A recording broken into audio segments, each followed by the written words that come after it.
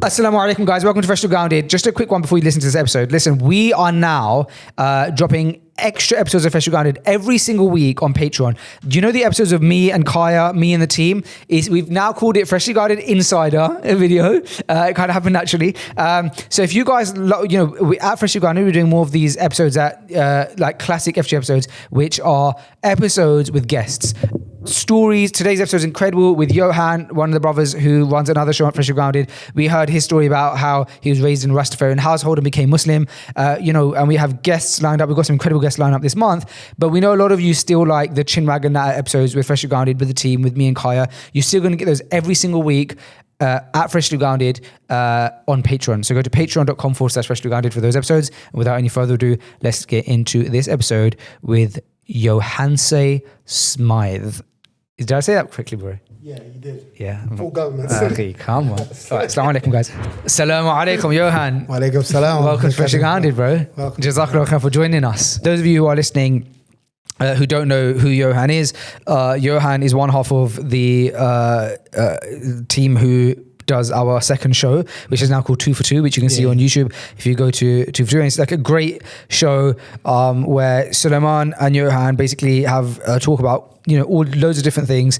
There's Islamic reminders, there's jokes, there's laughs, there's challenges. Yeah. But what really makes it incredible is his two brothers who are kind of have just like from the same area in London, both Muslim, love Islam, but outside of those two similarities, just like so many differences. 100, yeah. And it just makes it so fun to watch. It does. And it's like a big brother, little brother vibe. You're, 13 years age gap. And so it's like, he'll say silly things and then like, you're like, berating him and stuff. And it's just such an incredible watch. And I think you guys have really kicked it off. How have you been finding that? No, honestly, I think before, because remember, you kind of spoke about it before I even met Suleiman, and I was like, okay, well, we'll see how it is. And generally, I can get along with most people as well. Yeah. I didn't know it was going to be such a struggle at the beginning. Yeah. No, he's not even listening. Yeah. But no, it's been really good. I think us growing up in sort of West London has been a big help to it. Yeah. Even though there's, again, that 13-year gap. But again, it's, a lot of things, it's weird as well, because I can see a lot of things from my generation still like kind of carried on in Solomon's generation kind of thing, because there's actually a generational gap. But yeah, no, it's been amazing. How have you found it, Solomon? I've loved it. I've loved every second of it. Obviously, Yohan's a very good co-host. Yeah. And I think the gap works very well, because I ask him for advice generally on a lot of podcasts, and I give him advice on some as well. So I think it works good. Yeah. It is actually really good, to be honest. I think one of the I like the fact, and especially in the difference between when you look at the Freshly Ground podcast, where it's more very much like it takes more of, I don't want to say the higher side. I don't know how to word it, but I would say the way how me and Solomon see it is from a different side of the Islamic lifestyle and coming to Islam and practicing and the type of people that come from that direction. So I think that's where it's really good. I think a lot of people are going to connect with us differently than they'll connect with us with the Freshly Ground podcast, which I think is going to be really nice. Touching on that, I kind of wanted to go into the podcast speaking about that, because I'm really intrigued about your kind of like upbringing and kind of how you ended up becoming Muslim and stuff like this. Alhamdulillah. So your parents are Rastafarian. Yeah.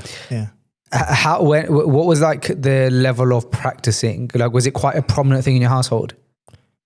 It was, because one of the things is that you have the similar in Islam. You have the various levels of practicing, and what I found is we would go to like Rasta church and we would practice this religion as much as you can, because it's sort of like an offshoot. I would say sort of like if you would see the difference between sort of like Shia Islam and Sunni Islam, I would say it's kind of like an offshoot they've taken from like another branch of things. Not even Shia Islam, I would say probably a lot further than that, because they believe like Haile Selassie is like Jesus come back, alayhi salam. So they take on a different vibe to general Christians. And so they don't have the same practices all, and again, it's very, black centric as well. So it's a different vibe, but again, you don't have that same level of practicing that you have in an Islamic household. Where Okay, you're praying every day. You mentioned Rasta shahādah. So for those of us who don't know, can you give us a kind of picture of, what it's like, being in a Rasta household? Is saying Rasta okay to say? Oh, no, fine. Of course it is. Because of course it. I don't know if it's fine. So what is it like growing up in a Rasta household? You mentioned Rastafarian church and things like that. I just want to kind of like have a better picture of that. So I think one of the things is, so we used to go to a church in Stonebridge, and I can't remember. It's like the main center in Stonebridge when you cross over the A40. You might even remember it if you can. On the left hand side, it's that massive center in Stonebridge. But when you come from Wembley, there's the center. I'll send you a picture of it so you can flash it. And so we used to go to a church there for like the first part of my life, and that was while my dad was still in the UK, and my mum. We would generally follow a lot of the Christian holidays, so like Christmas, except the Christmas is on the 7th of Jan instead of on Christmas Day. No, wait, for all Rastafarians? Yeah, it's like, okay. So it's on the 7th of Jan. That's when they see Christmas to be. Okay. Because they're very much, it's again, you have, with Rastas, they love to read, because even though a lot of the things they interpret, I would say is not sound, but they're big readers. So, and what were kind of some of the common practices in your house? It would just be general praying. They're big on praying, and I'll say this is general for Jamaicans as a whole, as a people. They're very godly people, and I think this is one of the reasons why my jump from what essentially was Christianity by the time I became Muslim to Islam was very easy, because the thought of being like an atheist is it's almost unfathomable. Yeah, it's unthinkable. It's like you're constantly reminded of like, sort of, thank God for this, thank God. Even in the wrong they do, they'll be like, yeah, I know I did that, I know it's wrong, but I asked God for forgiveness, and they just crack on. It's very God-centric still. Yeah, it's still very, very God-centric. Very like God-conscious and stuff. Yeah, like I would say this for a lot of Jamaicans in general. And this is why you see a large amount of Jamaicans even in the UK coming to Islam, is because you have a very God-focused upbringing, even in the little things you do, even when we don't have that sort of 5 daily prayers, but you have Christmas, you have birthdays, and you have the things you're going wrong. You thank God for these little things, and you get these constant reminders, which is really, really good. Yes, it's not like atheism where you have to like convince the person that God exists. It's like there's already that baseline understanding of belief in God. Yeah, it's just like God exists. No, they're like, they're from the get-go. They're very much like that. And did your parents come from Jamaica, or were they born and raised in the UK? So my father was born and raised in Jamaica and is in Jamaica today. And my mother was born in the UK, then raised partly in Jamaica, went back to Jamaica, and then came back to the UK. And then I was born in the UK. Fine. And so then kind of how at this point do you start getting introduced to Islam? Oh, so there was one brother I worked with him in Heathrow Airport. So this is my first job. Okay. Caffè Nero. Okay. Which was really cool. Sorry. This was really cool. So I worked for Caffè Nero. Wait, were you a barista? Okay. Yes, I'm a qualified barista. Are you? No, it's not really a qualification. No, that is like freshly going private. Why are we finding this out now? I can whip up a very good coffee. You have to be able to now. Yeah, surely. Of course. Do you have a barista coffee machine at home? No, I don't. Oh. So what happened is fun side point. Point is that I ate so much coffee that I kind of went off of it. Oh, really? Because they had these lovely chocolate covered coffee beans, and I used to just put them away. My days. So then after that, my body kind of built up an issue with coffee. So you don't drink coffee now? Maybe once or twice a month. Okay. Rarely. Those Spanish lattes are really good. But them calories are nuts. I know. But do they even do Spanish lattes elsewhere? No, I don't. I got introduced to them when I was in Dubai. Same. Yeah. And I'm just like, I can't. Keo? Keo? By the main mosque. Yeah. Bro, their Spanish latte levels, bro. The best one I've had is a home bakery. Yeah, you can't be beat home bakery. You can't. Ibrahim was at home breaking there. Did you get a Spanish latte? No, I actually got Oreo milkshake. Listen, you know, the home bakery hot chocolate comes with a full flake. Side point. Yeah, Does it? Yeah, I was it. very close to getting a coffee, but I thought, I don't know, just the picture of that milkshake looked very appealing. Yeah. No. So I was like, but just because like I have coffee every day, I was like, let me just try something different this time. But low key now I'm thinking I want to go back to try their coffee. Yeah, you have to. I was so close to getting an affogato. I like affogatos. I don't even know what that is. It's a shot of coffee, Yeah. and you put it over a scoop of vanilla ice cream. But by the way, I've had their affogato. It's very good. Is it? Yeah, that one's That's good. probably gonna be my next thing. Okay, we're gonna have to try that. Man. Yeah, it's very nice because you get that if you like ice cream, but it's Yeah. just a straight shot of coffee on top of it, and it just kind of oozes. Oh, it's really nice. Yeah, It's we're really gonna nice. have to try that. Yeah. It's really good. We'll go. Really good. I think we have to do a team outing. Yeah, we'll have to bakery. Yeah. Now that sounds good. All right, so you're in Heathrow Airport. You're working at Caffè Yeah, Nero. so no, but before that, so one of the things that kind of led me to Islam before that is that I had kind of a build up because my auntie's Catholic, my other aunties like Baptist, and they would come, and the thing you have this, and I think you have this in African and Caribbean households. If you get caught on the day, you're going with them. So, Okay. So you could be like sitting in bed, like thinking, I'm just gonna chill this Sunday. Auntie comes through the door, said, "What are you doing?" "Oh, nothing." "Okay, we're going church." So then I'm off. I'm at a Baptist church today. Hold on. So so that was your mum's sisters? That's my mom's sisters. And so your mum and her sisters were cool with each other, kind of, but they were slightly off. They were on different branches Yeah. of like different religions. So your mum was Rastafarian, then there's Baptist, and then there's Catholic, but they were all like, Yeah, they were Fine. fine. So you because it's all in some ways like, they're it's church. It's God. Yeah, why not? God lives here. That's how they see it. Alright. So your So your mum was like fine for you to go with Auntie to the church. yeah. Okay. I wish he wasn't, honestly. I'll be Right. like, Okay. So what was that like? so, bro, we sit at the back of the Catholic church was less active because you'd be sitting at the back of this long hallway, Right. and then the guys at the front, the priest is at the front, and you know you could barely hear him. That sounds like a classic church that we would Yeah. have gone to for school trips. Yeah, In primary school. Yeah. exactly. the Fine. same. And then the Baptist church is just like. Is that with gospel choirs and stuff? Yeah. Okay. And you just like, I remember one time the pastor, he wrestled me and my brother to the ground because he's like, and obviously like, Jesus this, and then he basically forced us to the ground. And obviously me and my brother, we're lying on the ground now. We get up, we go home now. And then we go from the door and my auntie's like, these guys, you know, they prayed on, they was knocked out. Me and my brother upstairs dying. Because we're like, we just laid there. Because what do you do? He's a grown man, isn't it? It was kids. So is it that in Baptist, you said pastor, is it in Baptist churches pastor and then in Catholic churches priest, or is that not right? yeah. Or just different ways of saying the same thing? To be honest, for me, I just called them the same thing because I was never formally educated on that. It was kind of like you call him a priest or pastor or what have you like that. For me, they're all kind of blended together, especially after so many years. Fine. You just said whatever your auntie said. Yeah, so we just say whatever she said. Were you baptized? Yes, I was. Was that you being baptized? No, that was just right. That was just a Sunday. Oh, okay. That was just a Sunday. Okay. He came into work. okay.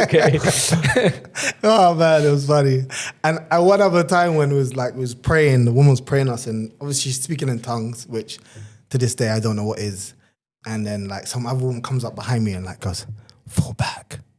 Fall back. So I'm like, Oh. I fall on the floor, they move the chairs, and I'm lying there, I'm like, and I think generally all of these things kind of led me towards Islam. Okay. Because I don't know why, but I never ever thought like, okay, God doesn't exist because of all this. I thought, I don't know what these guys are doing. It's amazing that it didn't shake your belief in God though. Yeah, that's something that I have thought about after, but yeah, it is. But I just kind of like, let me see what else is out there. So when I started working at Caffè Nero in the airport, there was a Hindu guy, a Buddhist guy, and like the rest were all Muslim. And this guy, he's very nice guy. I think he must have been, I don't want to say Malaysian, maybe Malaysian or something like that, but really, really nice guy. And he started telling me about it. He says, it's not really like, he said, all you just have to do is kind of like focus on yourself and like I don't know how practiced he was. This is the Buddhist guy or whatever he was. He was like trying to say it's more like focused on yourself more than anything. But the thing that stood out me from the brother who gave me dawah is that he was practicing,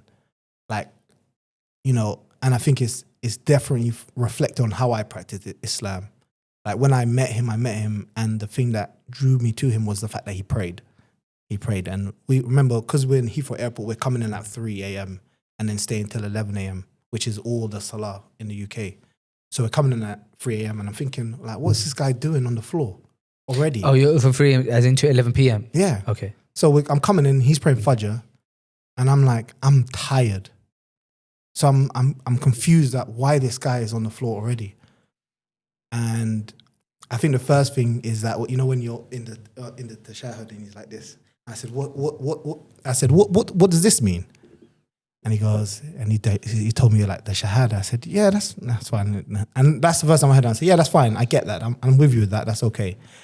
And then I think that's when he said, okay, I can actually give this guy dawah. Yeah. Because that is obviously the first thing you have to accept. I said, La ilaha La ilaha illallah Muhammad Rasulullah. I said, yeah, I'm okay with that. That's okay. And then he started giving me more, give me some books, give me some CDs and stuff. And I think at the time, as I said, I was kind of doing some soul searching, and I wanted something to kind of look to for forgiveness, because the type of lifestyle I was involved in. And I think Islam gave me some perfect answers for that. Because you have, the hadith of the man who killed 99 men. I didn't kill anyone. I'm just using an example.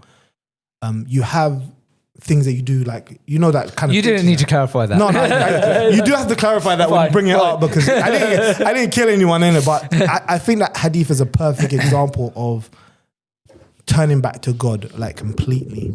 You come across someone, he says, "Oh, will God forgive you?" And he says no, and then obviously he kills him in the hadith, and then he goes to a sheikh, and the sheikh says, "Of course Allah will forgive you, but you have to go over to these people. You have to make changes in your life." And you have to go towards that. And when he told me that, I said, that makes sense.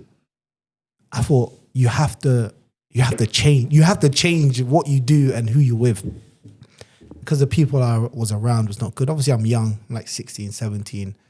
And, I don't want to say this is based on sort of the Caribbean lifestyle, what have you like that. But, a lot of the people that I'm raised with and my family and members are involved in all types of stuff. And for me, I thought Islam is kind of like an escape, but also like a way of getting forgiveness and sort of separating from that type of things. So that's the thing that jumped out at me. How old were you when you took shahādah? I was probably 18. Wow, young. Yeah, very young. Very young. Well, what was the thing that tipped you over the edge to take shahādah though? So because you kind of skimmed over it a little bit. So the guy, you're praying and you start questioning him. He starts giving you books. Between from that to actually taking shahādah, what took place? I don't think any of the principles of Islam my heart had a problem with. Right. That is probably the key thing, because whenever he would explain the principle of Islam, like salah or zakat, I was like, yeah, fine, no problem with that. My only friction with him is that, why don't you also follow the Bible? Because obviously that's for me, that's the Bible is king at the moment, isn't it? And I remember the brother said to me, why would I use copper if I have gold? And I was like, okay, that's slick. But I was like, and that made me kind of more interested in the Quran and what it contained. And he gave me some audio, so I'd be listening to the Quran and stuff like this, and that just it kind of tumbled, and I was at the point where I knew Islam was the truth, but I didn't want to do anything about it. And alhamdulillah, I think I was young enough, and there was a bigger age difference that I was still kind of very respectful towards him. So when he said, I think it's time for you to take your shahādah, I was like, okay. Which was really good, to be honest. Wow, and did you take it with him? Yeah, I took it at the masjid in Hayes. Which one? Pubs. Yeah. The ones on the roundabout with the Wilkinson. Yeah. I think it's Pubs Lane. Your father-in-law's one. Yeah. not Pubs Lane, Pump Lane. Yeah, Pump Lane. Yeah, Pump Lane that's- Mosque. yeah. That was the mosque that my granddad used to go to. Yes. I showed you a picture of my granddad, didn't I? You did. Did you recognize him at all? I do recognize A him. little bit. I do recognize Yeah. him a little bit. You know, one of the people that I remember about that mosque, I really wonder what happened to it. I think he's probably passed away now as the muezzin. He was very old at the time when he used to go there. Okay, I don't remember. Yeah. Maybe if I saw his face. My granddad used to take me to that mosque growing up. Yeah. So I was probably, so when I went there, again, I met your Father-in-law. father-in-law. Yeah. I'm sure I met your grandfather. Yeah. And I met your cousins. My brother-in-laws. Your brother-in-law, sorry. Yeah. I get mixed up with you guys. yeah, there's so many of us now. Yeah. Do you know what's really incredible about that mosque bro, is that so my granddad was like my best friend, right, growing up. And we used to spend so much time together. He used to take me to the mosque and stuff like that. And then my granddad died and I want to say like 2015, 2016, 2015, my granddad passed away, I think, or 2014. Yeah. And one thing was my granddad was like very practicing. He used to go to the masjid 5 times a day, even in his old age where he's like in his late 70s, going to the masjid, fajr. And there's a few things that like I was like a bit sad about. One was like that my granddad never really got to see me like a practicing Muslim, which I feel like he would have loved. And then the second thing is like, I was kind of like, it would have been nice for my granddad to have seen me get married. Yeah. Or like, yeah, because we were so close. It wasn't like a normal granddad-grandson relationship. It was like he was like, you know, I was definitely his favorite grandchild. That's because like I would like, you know, like my wife has the same claims about her grandparents as well. I'm always skeptical of it, but maybe it was like, it's definitely his favorite. It's really funny because the first tour we did in the UK, I like dedicated to my granddad, special grand tour. Like you see on the back, like I have a picture and it's a letter. So like 1 year after my granddad passed away, I got basically like to the year, I got a letter in the post in my university accommodation. Yeah. And I opened the letter, it was my granddad's handwriting. And it said, in my granddad's handwriting, it said, "Dear Faisal, be happy in all of your life." And it said, "Your granddad." And it's his writing, bro. And I just like broke down, man. It turned out that his sons had been cleaning out his room and stuff, and they found that letter and they posted it to me. Oh, that's really nice. Man. And so I put that letter on the that it's actually in my house. Somebody, a freshly grounded fan, an anonymous grounded fan, I don't know who he is, took a picture of that letter, and they got it made into glass. And in my house now, in my bedroom, I've got that. It's like a. I'll bring it into the office. I know the thing. So that, like you put the light through it, and it kind of. Like, it's not even put light through it. It's just like it's like this glass block, and it's got my granddad handwriting in it. And it says, "Dear Faisal, be happy in your whole life." And I'll actually bring it in actually to the office because it's just sitting in my bedroom right now, and it's like in the corner. I'd rather have it somewhere where like I can see it more. People can see it's so special. Anyway, going off on a tangent. So I was always like, it would have been nice for my granddad to see me get married. And back to this mosque in Pump Lane. So I get married now, and my nan, she goes to me, she's just like one day, like quite soon after I got married, she just said, "You know what, I was just thinking about something." She goes, "Your granddad used to always say, there's this guy who comes to the mosque and he brings his 2 small boys at Fajr time, and he always say like, that's a good family kind of thing." And I was like, no way. I went to my father-in-law and I said to him, "You know, did you used to take your boys to Fajr in the mosque?" He was like, "Yeah, I used to drag them to the mosque even when they were little." And it was only one family who used to do that, because my granddad said like there's this one guy, he brings his 2 boys.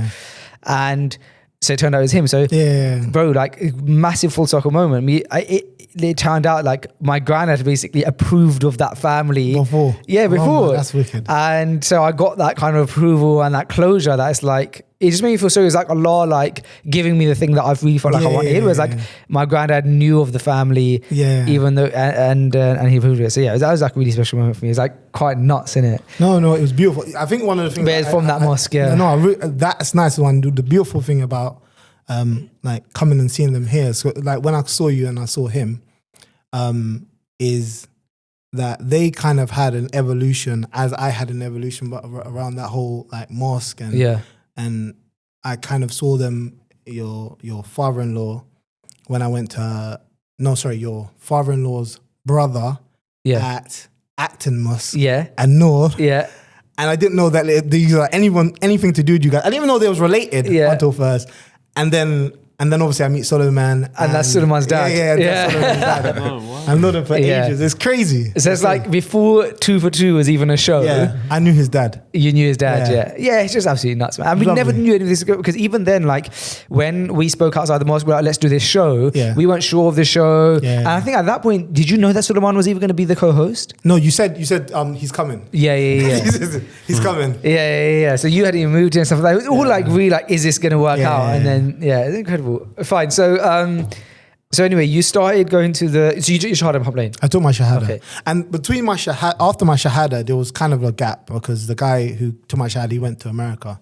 Okay. And I was not going back with those Muslims in there without knowing anyone. So Yeah. I was kind of like just on my own for a bit. The craziest thing about that is obviously I just carried on my life. I didn't like the rules and regulations. But did you still identify as Muslim? Yeah, I identified as Muslim, but I didn't Make progress. Yeah, I didn't. It's not even make progress. I would just listen to stuff and then carry on with my life as normal, up until the point where some things were happening in my life, and I was like, okay, I think I need to start make some changes. And then my to-be wife, was gonna have my son, and I was like, that's when I kind of really sat down and looked at my family situation, what have you like that, and my deen, and kind of went back to the Quran and then started reading and realized that there are so many things that, I have to kind of do in order to, bring this boy up in a situation that is going to be good and beneficial. Wow. So a big part of that growth and education for you was with the motivation of like raising your boy in the right way. Yeah, 100%. Wow. How old is he now? 16. Allahumma barik. Yeah. It's crazy because I remember the day, and there might be another person you might know from that masjid, because I went back to that masjid. I remember, and he's got like a burn here, or a dark spot here. I'm not sure. He's not much older guy now. He's very old. But I went there and he was sitting like I don't know, you remember going into the foyer and there's like the space and inside there. Yeah. He was sitting like in the middle.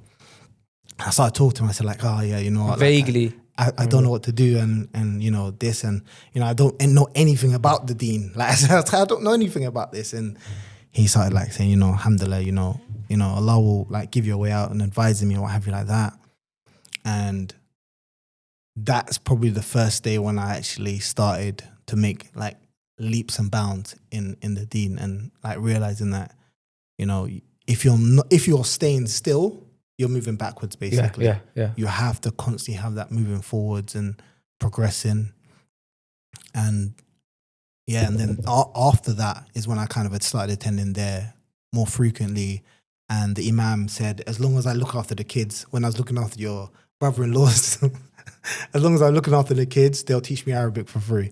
Really? Yeah, that was the deal. So they never charged me. I just stayed there like. Which imam was that? Is that the Imam Arqam? Yes, I believe so. Yeah. Yes, but he was an Indian. Yes. Yeah. The main teacher was Abu Bakr, Okay. and this South African. I've forgotten the name. Okay. I'm not too familiar with that masjid, but I know because my brother-in-laws went there. So. Yeah. Wow. So because I was gonna say that you've been Muslim now 20 years, Allahumma barik, and oh my just God, so much like you can see that you didn't stop at taking shahādah and then just like praying 5 times a day. Like you've really educated yourself. You, Allahumma barik, got a lot of knowledge in deen. Quran, and you without praising you too much, you took it on, and you've like you said, Arabic and reading and everything like that. So and that all started at that masjid, did it? So you started attending classes. It started at that masjid, and that's probably why I'll always have a soft spot for that masjid, because they taught me like how to read the Quran for free. Like there's no what, so they said if you just do this, and they taught me how to read the Quran. I think that's the place where I memorized Juzama. I haven't gone much further since then, but and that's where like it was an amazing experience, to be honest. No, and again, I think one of the benefits of Islam, one of the things that Islam has kind of given me is a love of learning. And this is actually across the board. So whether that been in my career and like doing these exam or certifications, or just being a very, very good, very, very good at what you're doing. Like these are the things that Islam has given me. I think before I was very much, blasé about it. So how's your son now? Your 16-year-old. Alhamdulillah. How's it turned out? You proud of him? Yeah, it's okay. I think one of the issues, he's still in the UK at the moment, with his mum. May Allah bring him here. So it's a bit tough being away from them. Yeah, I can imagine. Because some of the kids are here, but he's back in the UK. But inshallah, I'm hoping that they come out here eventually. That'll be nice. I have no plans of going back to the UK. Yeah. So I want to talk a little bit about fatherhood, because along about you're father of 6 kids, right? Yeah. MashaAllah. Yeah. There's no small feat. Nah, not at all. Yeah. And along about I've seen some of your kids in the masjid, MashaAllah, great kids. So how's the fatherhood kind of journey been like? You got boys and girls, haven't you? Yeah. I think the way how fatherhood has changed me as a man, definitely softer than with girls. Because I think with my son, when I first had my son, I was like, basically, welcome to the world, soldier. Yeah. You don't know what you're in for. Yeah. You know what I mean? Like, and then you have girls, and then they're like, nah. They're just like, nah. Really? And you're like, okay, fine. See, I don't even know what that's like. Everyone tells me like it's just a different thing. Yeah, it's honestly, you think you're like, I suppose it is a part of your manhood, isn't it? Like you're soft with your girls, but it's like that wall, that's one tear they drop, and then you're like, you're apologizing even when they've done something wrong. Really? You're like, sorry, it's okay. Listen, it's okay. Just don't do that again. And like, okay, Dad. Yeah. And you're just like, honestly, it's lovely, to be honest. I think the way how me becoming Muslim, and especially like my own struggles with my own father, and trying not to repeat those same mistakes, and the difference obviously of him being Rasta and me being Muslim, I've tried to patch those where I can, trying to be more gentle, more like, listening them out. I think even the old generation of all of our parents and our grandparents was more, the stick and no carrot. But being more like carrot and stick with them, and making them enjoy the deen without the threat of punishment from you. That's some of the things I've tried to do, and make them understand that everything they're doing is going to be like, it's not me that they're doing it for. It's Allah. Allah's going to question you for that. It's not me. Yeah. Like I'm on the same line as you guys. That's one of the big things, especially to the boys I tried to push.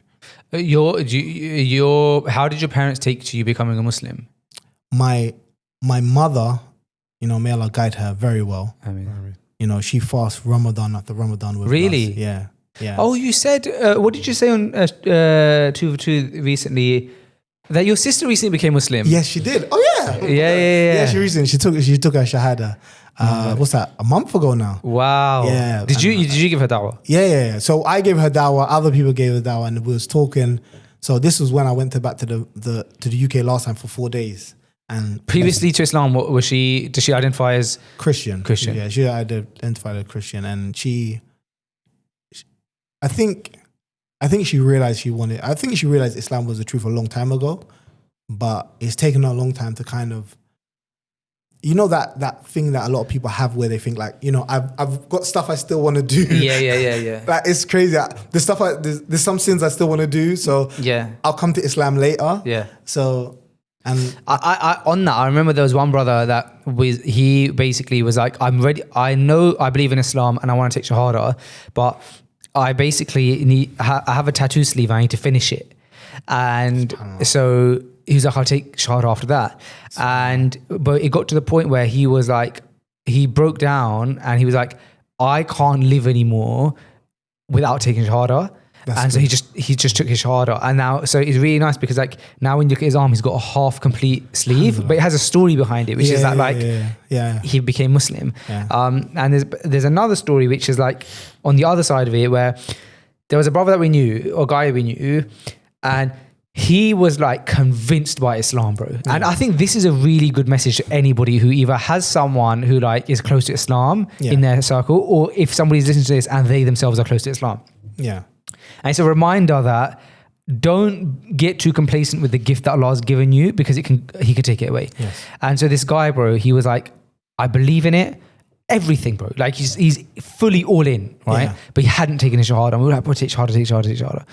And I really want. And the thing that was blocking him was that he just was like, if I take shahādah, my girlfriend's going to leave me. And I understand. That's a tough one. yeah, because she didn't like Islam. And not only that, but he loved her, right? And so anyway, he didn't end up taking shahādah. And now he's just so far from Islam that you could just never imagine the guy taking shahādah. And it's like, that's a classic example. And it's the first time I saw in my life someone who actually, it was me seeing in real life somebody almost taking shahādah, and then Allah actually took the gift and that guidance away. That's fun. I was like, wow, that can actually happen. Yeah. Yeah, man. I was like, you just so far. A very similar thing happened to my other sister. When she was interested in Islam, her partner at the time said, if you become Muslim, I'll leave you. And obviously, I think one of the tough things, and even I experienced partly this becoming Muslim, is that, I think it's ayah, and Allah says, oh Muhammad sallallahu alaihi wasallam, you do not guide who you love, but Allah guide who He wills. I love that ayah, bro. No, but I'm telling you, this ayah, it's probably taking me to actually accept it in my heart. Like years, maybe more than a decade. I love that ayah because it was one of the first ones that I came across when I started practicing, and it gave me like a level of submission. Yeah. Because I used to ask Allah, there's certain people around me, I was like, Allah, just guide them. And I remember reading the ayah. I remember the moment I read it, because I was reading the translation of the Quran, the Oxford one, the blue and white one, and I read it in there in English, and it said, "Oh Muhammad, we do not guide who you love, but Allah guides who He pleases," something like that. Yeah. And I remember reading that, and it made so much sense to me, and it also gave me a level of submission of like. And then I changed my du'a. I used to then say my du'a to Allah. I used to say, "Oh Allah, you do not guide who I love. You guide who you will." Then I would say, "Please guide."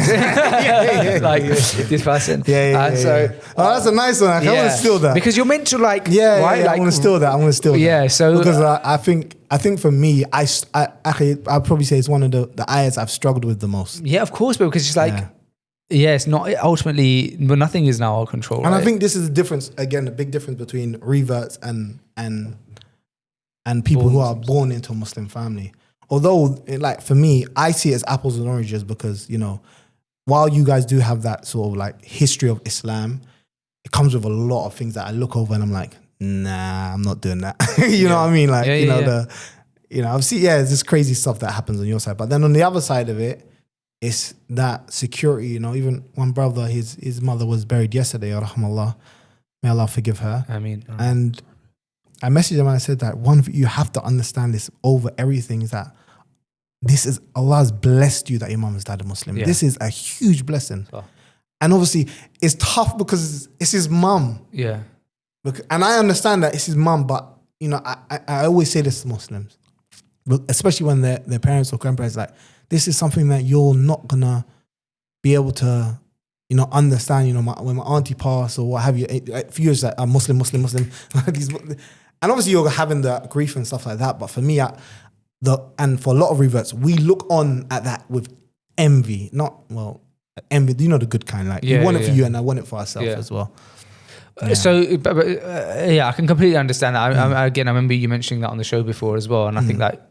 And that clip in itself did very well as well, didn't it? Yeah. But back to the question about your mum. So, you said that your mum did take well to you taking shahādah. Yeah, she took very well. She, I think so the fact that she prays, she fasts Ramadan and stuff now. Like, what's her journey like now? So I think, again, this is me being like open and honest with it. I think. As a revert Muslim, you have a lot of zeal, That doesn't always go in the correct direction. So, you do a lot of good things, but again, you're very ignorant. You're like basically a kid with a sword. And I think while you can do a lot of good, you're most likely going to harm some things. And I think that's a lot of what happened. You know, I would do things thinking that this was the correct way to do it, but without any wisdom or any forethought of how this would affect people who I want them to become Muslim. Right. You know? So I think she's come to a point where she accepts Islam. Even one of the students, he came to my house, he spoke to her, she said, I accept it, but I just want to go my own way. Yeah. Subhanallah. Yeah. He came, him and his wife, they sat down with her. He went over everything. She said, I accept it. But, you know, I just want to go my own way. So it's like, no, may Allah guide her. It's,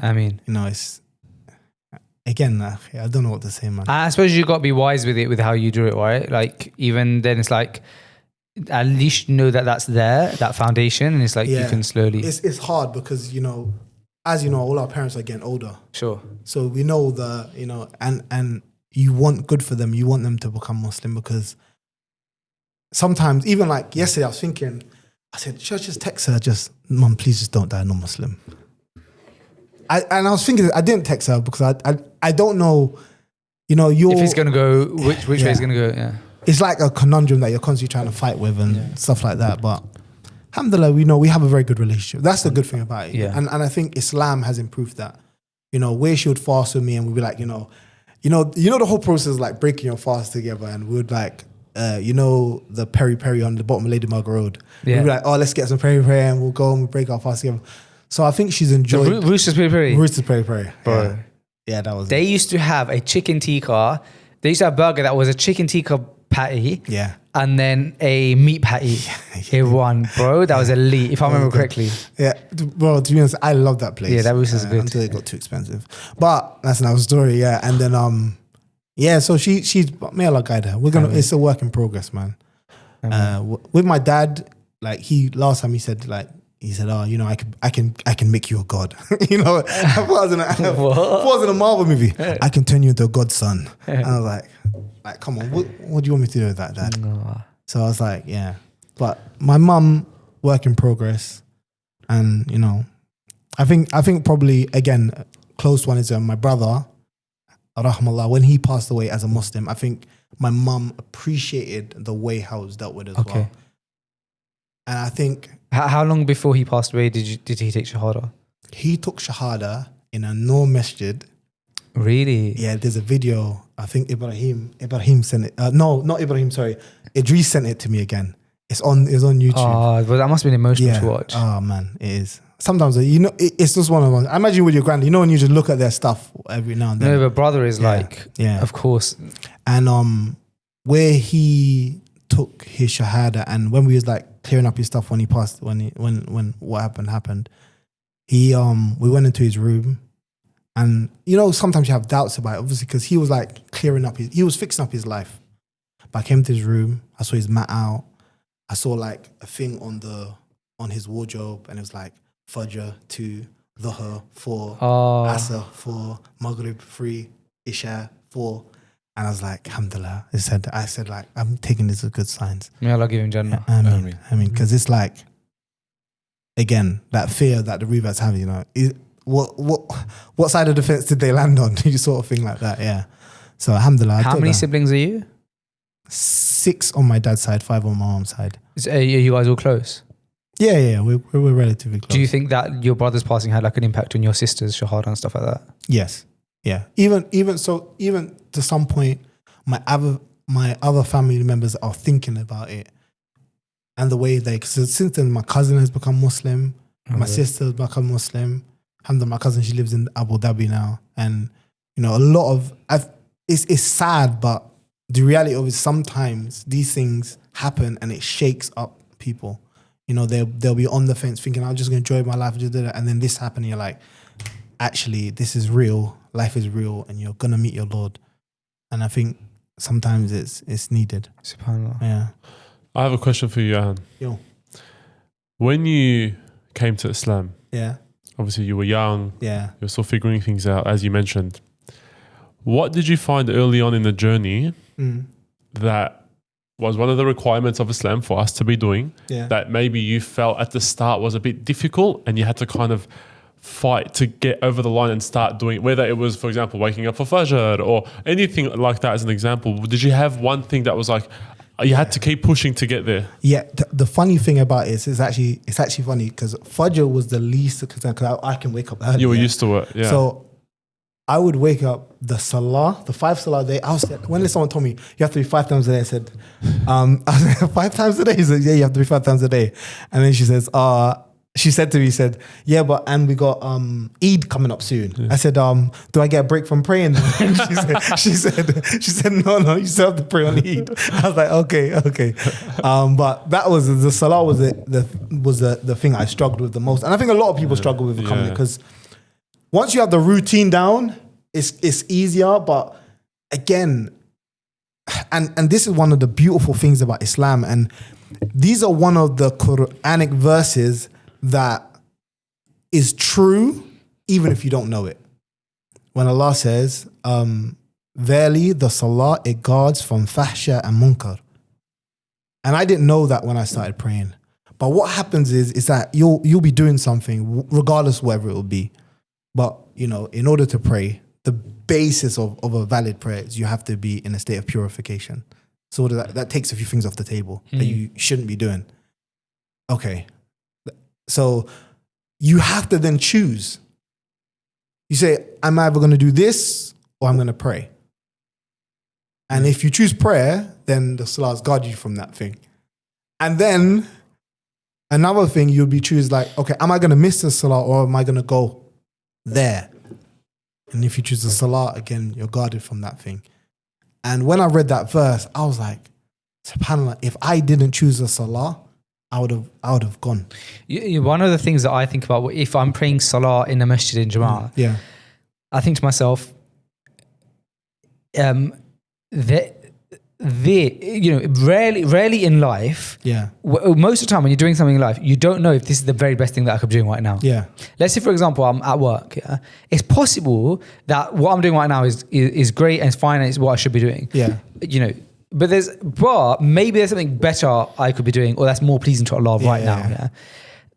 Being in salah in the masjid at Jama'at time is a one time in my day, like when, or throughout the day, where I go to myself, I know as a certainty that right now I'm doing the exact thing that Allah wants me to be doing. And it's such a reassuring feeling. It's like, I know I'm doing the right thing. Yeah. In it. Do you see where I'm coming from? I do. I even got a better one. So what I do as well is that, that hadith where it says like, the people of Jannah will go into hellfire and pick up people. Yeah. So I thought about it and I said, okay, the people of Jannah, where I said, trust me, the people at Fajr, there must be one of those people there. So if I'm cool with those guys, inshallah. I know it's a twisted way of thinking, but I'm like, someone at Fajr. Whatever gets you there, bro. You know what I mean? Someone at Fajr Salah, again, they're going to be my friend. They, inshallah, if worse comes to worse, inshallah, maybe one of those guys will grab me at the end, Yeah. So I'm like, there must be someone with Jannah there. So I'm 100% with you. Yohan, I had a question based on friends, because I've got some friends as well that are reverts back in the UK. Yeah. And one thing like some people struggled with, even people that are not born, that are born Muslims and that start practicing later on in their life, is their friendship group beforehand. Yeah. So your friendship group beforehand, I'm guessing, wasn't Muslim. Yeah, no, not at all. So how was that? So when you started practicing, obviously they say you are who your friends are around you. Yeah. So when you started practicing, how did you deal with like your friendship? Because I know some people like they completely cut off their friends. I know some people they straight away go militant mode and try to give dawah to their group straight away. Yeah. How did you deal with that and how was it? I think for me it was tough because what happened is I did separate myself a bit from the group. So I kind of isolated myself a bit. Yeah.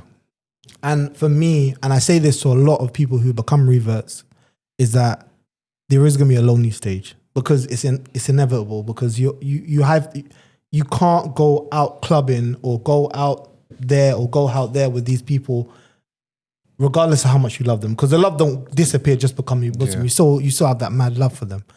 So you have to kind of separate yourself. So you're missing the gathering. You're out of that group now. Do you understand? So what I did was I did slowly give them dawah, but again, you have to create an environment where you can still sit with those people. So one thing we used to have was like barbecue. You can come and barbecue at my house. Yeah. Because then you can come and you can control and say, no alcohol, none of that here. And do you understand what I mean? Yeah. And because you're friends, I think you quickly realize after you become Muslims, you don't need those things to actually have a good time. And people will come and they'll enjoy themselves and they realize, we actually didn't need those things to have a good time. So you have to kind of like use wisdom in those issues. It's tough though.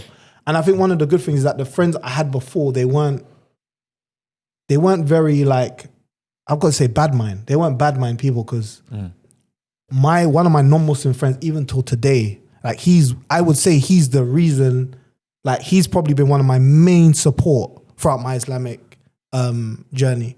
When I became Muslim and, I kind of like left all of the haram stuff and I tried to like be on the straight and narrow. He was the one that helped me find the job. He called me up one day and I remember I had £10 and sometimes when you clutch onto something in the deen something. So that hadith where it says, if you have taqwa of Allah, Allah will feed you like he feeds the birds. They leave the nest in the morning hungry and they come back full. I'm clutching onto this with my £10. This hadith. This hadith. With my £10, I'm looking after my son and his mum is like kind of working and going back and forth, what have you like that. But obviously even like what she does some like light stuff. And obviously for me, as a man, you're thinking like, no, I need to like get stuff moving. He calls me out the blue, and he says, I got this job. I'm leaving this job and I've already put you forward. So you just have to come and meet them. Good impression and it's yours. And that was my introduction into IT. Wow. Yeah. And now look at you. Yeah, alhamdulillah. But that's not where he stops, bro. So this brother before this, when I came out the first time when you met me in 2022, I was staying with him. Is it? I was staying with him. I remember you said you're staying with a friend. Yeah, it was him again. Wow. But he's like, I would say he's a huge support. And like, a lot of our interactions, although we have different in terms of like beliefs on things, is very, very good. Whether it's training, I do a lot of training with him. We have a lot of talks. We'll have like, may Allah guide him.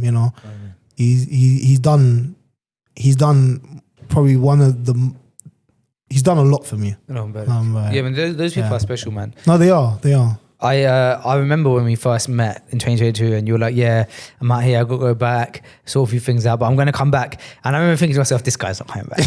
Because, do you know why, bro? Zero. Yeah, not because I didn't believe in it. Zero belief is like, this guy's gone, he's gone. No, you know why, bro? Because a lot of people say that. They're like, I just got to go sort of out there, I'll come back. And it's like, they don't come back. So I was like, oh man, like he was a good brother, man. and then a few months go past and I see you in the message, I'm like, no way, man, I made it back. No, bro, you know what it was? It's like I went back, I got a contract with one publisher for IT again.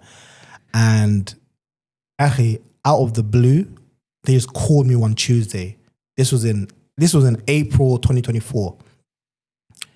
They said, this must have been like the early April. They said, okay, we're gonna end your contract now. Like you can leave like practically immediately. We'll pay you up until the end of the month, but we're not going to be taking on any more contracts and we're kind of like restructuring. I said, that's cool. So I went home and I thought, I'm going to just go back. My wife said, no, don't go back. Just apply from here. I was like, I can't just apply from here. I need to be there. So. And then she goes, she said to me, if Allah wants it for you, it's going to happen regardless, wherever you are, innit? So I said, okay, fine. Again, the same friend that I just told you about, he starts sending me the applications that people are sending to him because obviously he works out here already. And I just start applying for them. That's how I got this job out here again. Yeah. So I interview in London while I'm there. And then they say, alhamdulillah, you can go back out to Dubai. And then that's how I got the job here. That's incredible, man. Bro, you honestly, genuinely, like, I haven't said this to you yet, but you inspire me so much, man. Like, I'm literally always, I feel so blessed. I get to see you like multiple times a day. We're always having a natter outside the masjid, and you know, your kind of like steadfastness, and you know, your the conversations that we have and stuff are always so inspiring. I'm so happy that you're part of the team, and everything just kind of clicked when you basically, I was looking for a cause, you were like, oh, I just want to like kind of dabble in media. I was like, hold on a second, bro, like why don't you come down? Before you know it, like, and then it was like, I was like, are him and Solo going to get on, because like, they're so far apart in age, and you guys just got on like a house fire. So, you know, may Allah bless you both. Thank you so much. I think you've made more of an impact on all of us than you know you have. I know, like, genuinely, you guys have a lot of jokes, but I know Suleiman looks up to you a lot as an older brother. And I think that you guys, like, it's incredible to see your guys' kind of like relationship flourish as well. We have to end because you guys are filming 2 for 2 now. You're filming a show. So what's the plan for this episode? What's the plan, Solomon? Go on. I got my notes on my iPad, but he likes to keep his notes secret. Is it? He likes to keep his notes secret. I love what you guys do though, because I like the sunnah of the week, the forgotten sunnah of the week that you start your show with, which I think is I actually really enjoyed that. I love that as well. I really enjoyed that. And then the reciter of the week at the end, which I also love. You know what I loved as well? You know what the sunnah where you said looking up, yeah? Well, like, it's something that I do so much, yeah. When it said it was a sunnah, I was like, alhamdulillah. You know when now do you do it with the intention of it as being a sunnah? I still just do it all the time. But you need to. I need to change my intention. You're right. But it's something that I love to do. So when I saw it, I was like, alhamdulillah, that's nice. But there's so many sunnah, like we on the podcast, we did an episode with Ustad Abdul Ahad, and he was like telling us different sunnah, right? He was telling us different sunnahs of like character. Yeah. And bro, like those clips just went viral because there's so many incredible ones. Like for example, reminders of like how to approach somebody at their house, knocking and then walking away, or but like there was one where I remember Ustad where Sheikh Abu Sama Dhahbi he said so when you are a guest in somebody's house, you have the rights of a guest, right? Let's say for example you're staying at someone's house, you have the rights of a guest, but he's like, and those rights of a guest, you get a lot of rights as a guest. Like, you know, the guest should be honored. Yeah. But he goes, that doesn't mean at 2 o'clock in the morning when you're staying, you come downstairs in the kitchen, you start rummaging through the cupboards and you start opening. So that's character, bro. Yeah. And so, bro, he said another one. I don't know if this is sunnah, but it was like a character thing, right? He's like, if you go to somebody's house and you're a guest and there's a chair that's like bait the chair of the man of the house. Like it's obvious. Like it's like, you know, it's the separate armchair and the remote is there. You know the one. You just see it, You know the one. Yeah. He goes, don't go sit in that chair. He goes, that's the character of a Muslim. So these things, I feel like, when I heard that lecture, that was just a part of like a series. I think he did a series like Shama'il Muhammadiyah. Or it was from his Aqidah series, I can't remember. But it was like a gem. It was like this lecture that it was a gem within like these 50 episodes. And I remember thinking to myself like, and that class itself had like 700 views. I was just thinking to myself like, bro, like this is such a gem. It's changed how I approach going to someone's house. I didn't know that. Like you don't sit at the head of the table. Like just because from a character perspective, it's just not the right thing to do. You don't go like. I'm thinking about the time that I would walk into someone and say, I guess I'll sit right there. Bro, he said little things like, for example, if there's a sofa, and so let's say, for example, the way the living room is laid out, if you can sit with your back to the door, that's the best place to sit in the house. Because in case like, you know, the woman of the house, the door, like the kid opens the door, and so I think at least you don't, your vision is not there. Right? And I actually noticed that today because I went to drop my sons to school and I dropped my youngest to his Quran class. His teacher is a niqabi. And bro, I didn't even think, bro. I was late for his class. And naturally. So, we were late. And so we got to his classroom and I just opened the door and let him in. And his teacher, she kind of looked a bit and then she put her niqab and then she turned around, right? So, obviously around the kids, she takes the niqab off. So that was bad of me. I should have not, because that's bad character, right? But what I noticed is the way she was sat, she was sat with her back to the door, ready for if some idiot like me just opens the door. And it reminded me of that. So it's like she's thinking another idiot. It sounds great. But again, bro, these things are just like wise, and you don't know these things unless you're like sitting and learning these things. It's incredible what you guys are doing. And so man, he said, Sheikh Osama said in that lecture, he said that specifically, sit in that chair where if the door flies open, you're not looking straight into the house. Because you see, but naturally, like it's not even a thing of not learning the games. I mean, like if there's commotion, you're naturally, you look at the commotion, isn't it? Of course, Just like you're guarding yourself from doing that. So, and I see brothers like, so before this, we had the studio, the podcast studio was in my house. Yeah. And I would see a clear difference between learned brothers and non-learned brothers. The way, bro, like looking at the stairs. An ustad would come to my house, right, for a podcast, and they would like knock on the door. I'd open the door, and they're like standing a few steps back with their back turned. Yeah. Like they're not even looking at the door, they're looking away from my house. They knock on the door and they turn their whole body. I open the door, I'm like, someone should come in. And like, okay, it's okay to come in. Yeah, come on. Take and then I would be like, I would walk because the studio's upstairs. I'd be like, you can come, it's okay to come up? Yeah, come up. And it's different to sometimes that, bro, like someone will knock open the door, they're there in my face. Face be like, yo, and walking in like, and it's not that they had bad character. It's not even that they had bad character, but it's these small forgotten sunnahs, these things that you learn in like the depth of a lecture, or you learn by watching a teacher. But so much of what I've learned is by watching my teachers, just seeing like how they move. Like, oh, I've clocked that they don't like do things like in that way or say things in that way. So yeah, man. Sorry, I've taken it all the way to when we have to end. But Yohan, thank you so much, bro, for jumping on the podcast. It was lovely to kind of hear your story and to like introduce you to the Feshugam family. Guys, if you want to watch Yohan and Suleiman show 2 for 2, it's available on YouTube. Go to youtube.com/2for2 show. That's number 2, FOR number 2 show. Follow my Instagram, 2 for 2 show. TikTok 2 for 2 show, and if you want to see exclusive behind the scenes episodes and episodes of Freshly Grounded and that kind of stuff, go to patreon.com/freshly grounded. Goodbye. Assalamu alaikum.